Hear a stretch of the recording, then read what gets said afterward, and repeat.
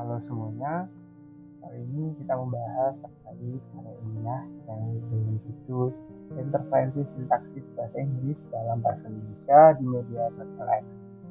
Kali ini kita membahas tentang analisis dalam segi pandang sosial linguistik pada era digital. Stay tune dan tetap menyimak pembahasan hingga akhir video. Berikut beberapa anggota tim dalam penyusunan karya ilmiah. Oke, dalam penelitian ini kita mulai dari latar belakang. Karena di latar belakang ini dari pergeseran ruang publik yang meluas ke ruang cyber atau digital, yang mana media sosial ini menjadi wadah interaksi utama dari sistem komunikasi global. Dan juga dengan perilaku Gen Z yang cenderung fleksibel, tidak formal dan mengabaikan kaidah baku demi efisiensi serta identitas sosial dalam berkomunikasi. Nah, kesenjangan penelitian ini juga terdapat kesenjangan dari penelitian terdahulu, terutama dari Wijaya Fatmawati, yang mana penelitian sebelumnya itu berfokus pada aspek lexical atau kosakata atau platform visual menggunakan Instagram atau TikTok. Dan juga penelitian itu mengkaji tentang intervensi sintaksis atau struktur kalimat pada platform berbasis teks cepat seperti Twitter.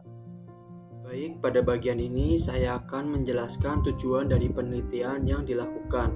Tujuan utama penelitian ini adalah untuk menganalisis bentuk campur kode pada tataran sintaksis dalam praktik penggunaan Indoglish di media sosial X. Selain itu, penelitian ini bertujuan untuk mengetahui implikasi dari fenomena tersebut terhadap eksistensi bahasa Indonesia di ruang publik digital.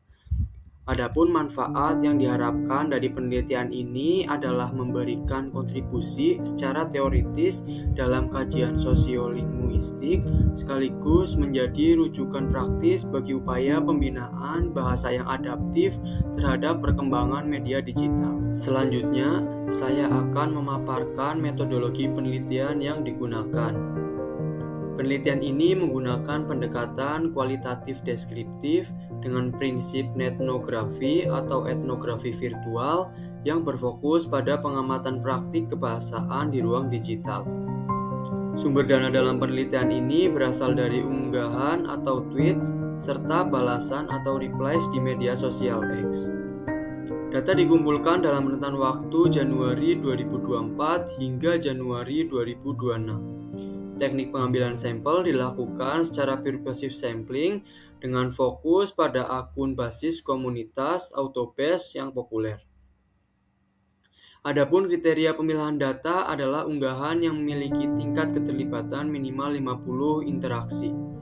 Analisis data dilakukan menggunakan model analisis interaktif Mills, Huberman, dan Saldana yang meliputi tahapan kondensasi data, penyajian data, serta penarikan kesimpulan. Selanjutnya, hasil penelitian. Berdasarkan hasil penelitian, ditemukan bahwa interferensi sintaksis bahasa Inggris dalam bahasa Indonesia di media sosial X terjadi secara konsisten pada berbagai konteks wacana. Interferensi ini tidak hanya muncul pada tatanan kosakata, tetapi juga mempengaruhi struktur frasa dan pola penyusunan kalimat bahasa Indonesia. Fenomena ini ditemukan pada konteks ekonomi dan pasar saham, hiburan dan musik, ulasan film, olahraga, serta dunia kerja. Dalam konteks tersebut, campur kode digunakan untuk menunjukkan profesionalisme, membangun identitas global, meningkatkan efisiensi komunikasi, serta memperkuat ekspresi emosi. Selanjutnya, pembahasan. Berdasarkan temuan tersebut, dapat disimpulkan bahwa campur kode yang terjadi merupakan bentuk pergeseran struktur gramatikal, bukan sekedar peminjaman kosakata. Adapun faktor pendorong utama fenomena ini adalah identitas sosial penutur, tuntutan efisiensi dalam komunikasi digital, serta prestis bahasa Inggris di ruang publik. Secara implikatif, penggunaan campur kode menjadikan bahasa sebagai alat komunikasi yang adaptif dan fungsional. Namun demikian, fenomena ini juga berpotensi menggeser penggunaan struktur bahasa Indonesia yang baku khususnya di ruang publik digital.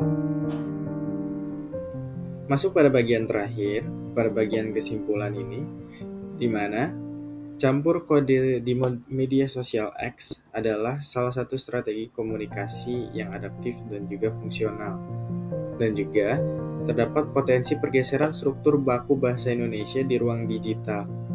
Maka, saran yang kami berikan yaitu di mana perlu adanya penelitian lanjutan dengan pendekatan kuantitatif ataupun campuran pada platform digital lain untuk mengukur dampak jangka panjang yang ada. Berikut merupakan daftar referensi dari kelompok kami dalam melakukan pembuatan PPT kali ini.